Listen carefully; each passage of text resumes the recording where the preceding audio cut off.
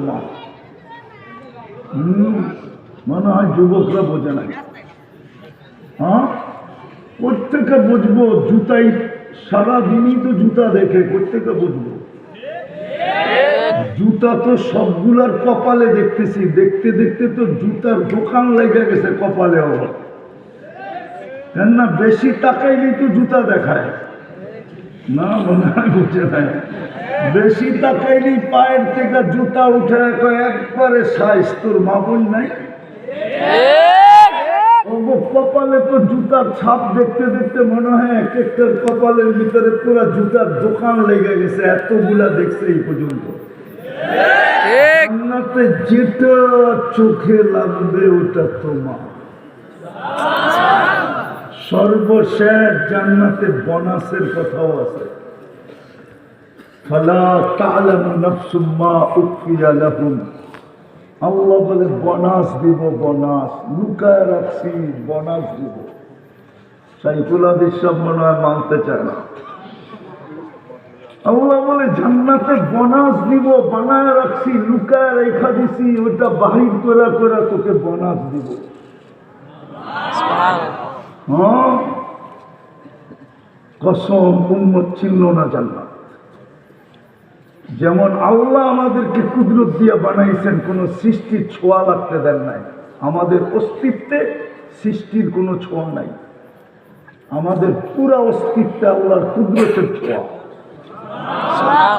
ঠিক আমাদের জান্নাতে আল্লাহ কোন সৃষ্টির ছোঁয়া লাগতে দিবে না, সব কুদরত দিয়ে বানায় বানায় পাঠাবে।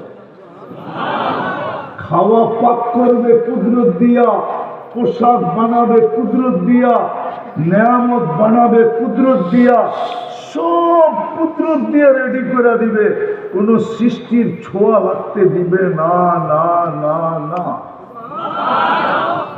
তো বলতেছিলাম সর্বশেষ বোনাস দিবে, বোনাস।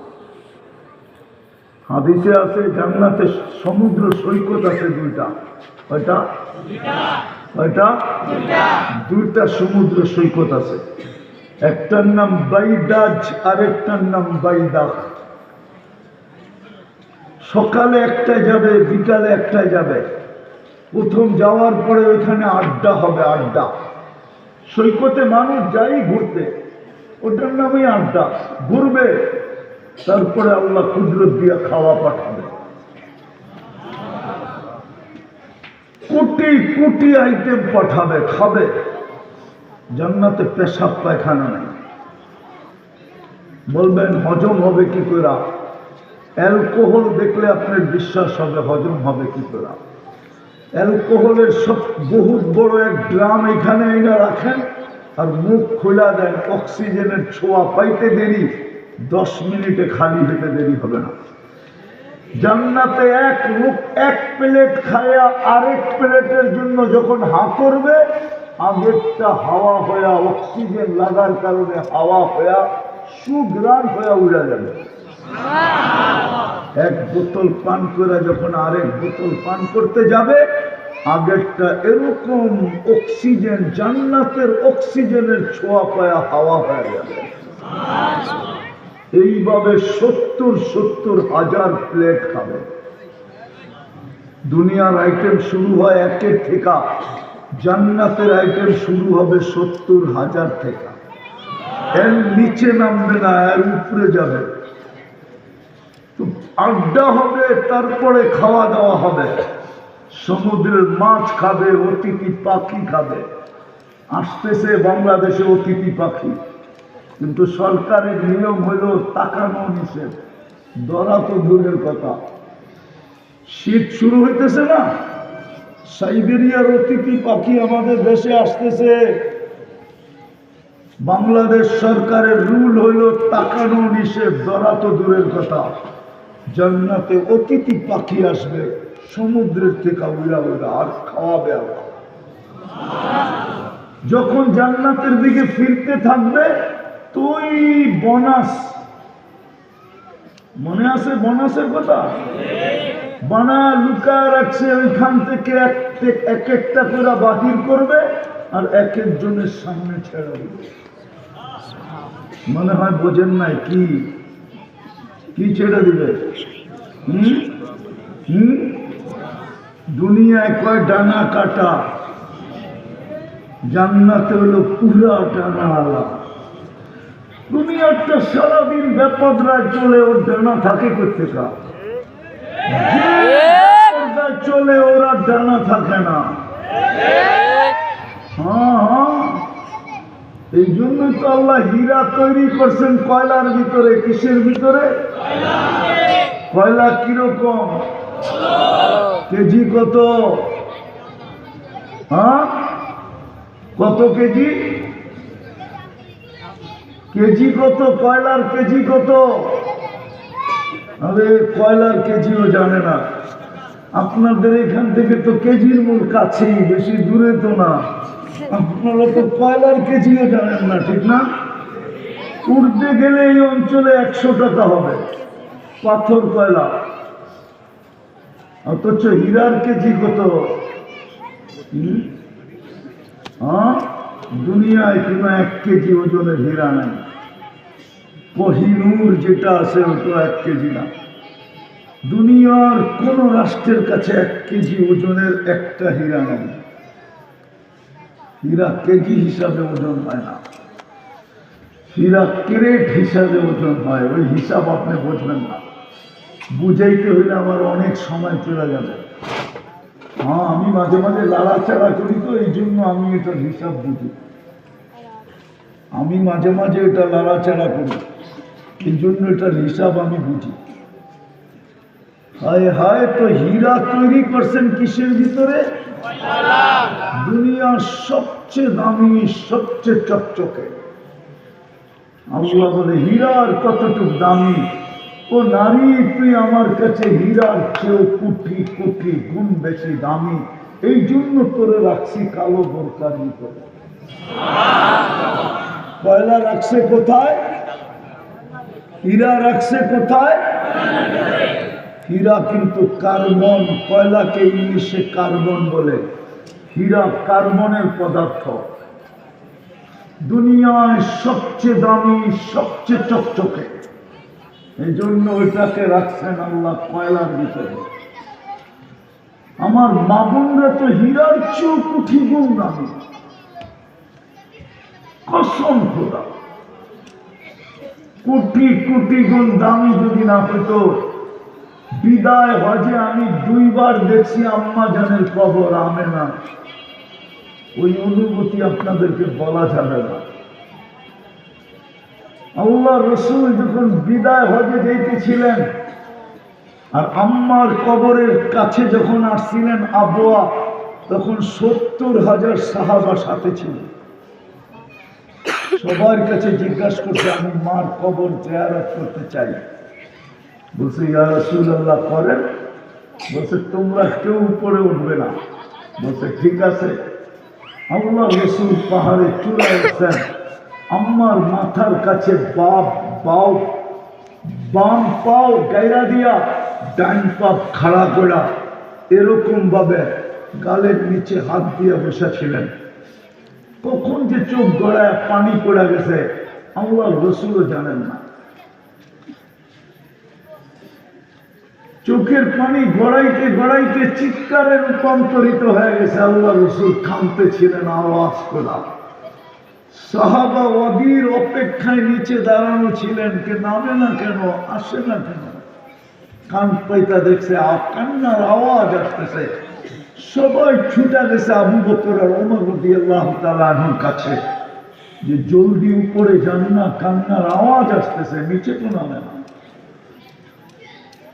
দেখেন মাথার কাছে বসে আছে আর বলতেছিলেন, উম্মি লাউ কুনতি হাই, তুই যদি জীবিত থাকতি, বাদাতু সালাত,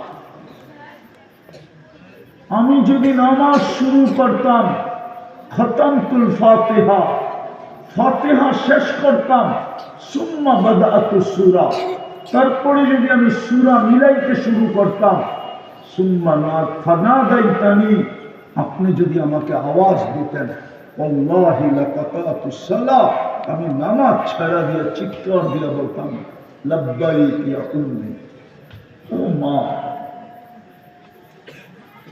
মায়ের ডাকে নামাজ ছাড়া বৈধ, ইমাম বুখারী লেখছেন, আমি লেখি নাই। জুরাইজের কাহিনী বুখারীতে আছে। নামাজের ভিতরেই ছিল, একটু পর পর চিৎকার পেতেছিল, মা ডাকতেছিল, আর ও বলতেছিল রব্বি সালাহ, আল্লাহ আমার নামাজ কি করব। ও তো আবেগ ছিল, আবেগ, আলেম তো ছিল না। আলেম তো হলে নামাজ ছাড়তো আর বলতো লাব্বাইক ইয়া উম্মি। যুবকরা তো মা বাবার কদরই জানে। রাগ হয়ে যাবে? তার মা বাবা আছে, হাত জানত দেখি।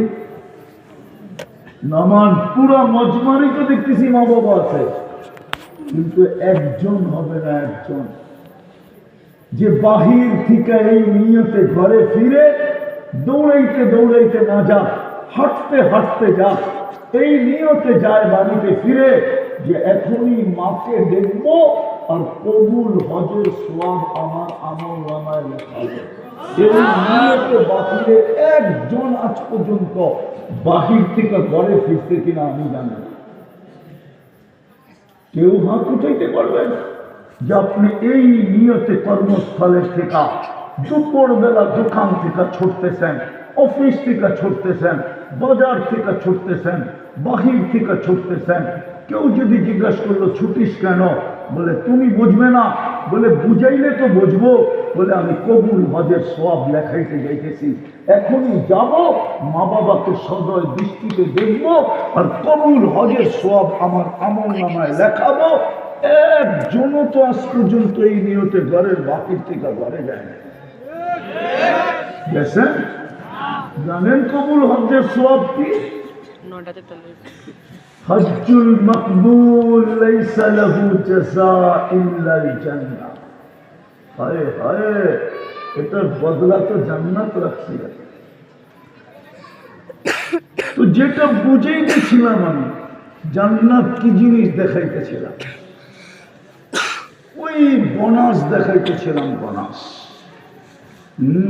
আল্লাহ এক একটা ছেড়া দিলে সামনে, হাঁটু পর্যন্ত তৈরি করছেন মুস্কে দিয়া, কমর পর্যন্ত আম্বর দিয়া, কাপ পর্যন্ত জাফরান দিয়া, চেহারাটা তৈরি করছেন হোয়াইট কাপুর দিয়া। 120 ফিট লম্বা হবে, চুলটিও 120 ফিট লম্বা হবে। 3 কিলোমিটার ঘেরের কুচি লাগানো লেহেঙ্গা পরা থাকবে, কুচিটা খুললে 3 কিলোমিটার ছড়াবে চতুর্দিকে। এই সুতা, এই কাপড় নূরের থেকে সুতা বানাবে, ওটার থেকে কাপড় বানাবে, আর আল্লাহ নিজে কুদরত দিয়ে সেলাই করবে, কোনো দর্জি শিলাবে না। লেহেঙ্গা পরা থাকবে। আল্লাহ রসুল পায়ের রূপের কথা বলছে, লাউ যাহিকা লাউ কাশাফা সাকাইহি লাগাবা দাউস শামস। পাও খোলা দিলে সূর্য চিরদিনের জন্য আলো হারায় ফেলবে। লাউ যাহিকা আলা দুনিয়া লাতানাব্বারা ফি দুনিয়া কুল্লা। যদি একটা হাসি দেয়, সারা দুনিয়া আলোতে ফকফকে হয়ে যাবে।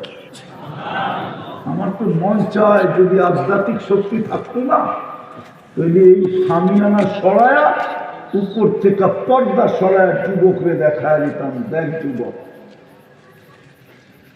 হ্যাঁ, দেখা যায়। নাইলে ইমাম কর্তব্য করতে গেলে লেখলেন, আমি তো লিখিলেন। যুবক সারাদিন একটু পর পর উপরে তাকায়, আর সারা রাত্র ইবাদত করে, আর সারাদিন রোজা রাখে। সবাই জিজ্ঞাসা করছে তার ছিঁড়া নাকি, একটু পর পর উপরে তাকাস। বলছে দেখা তো যায়, কবে যাব, এই জন্য বারবার তাকাই। মনে হয় বোঝো নাই যুবক, দেখা তো, আরে ভালো মতো বলো দেখা তো।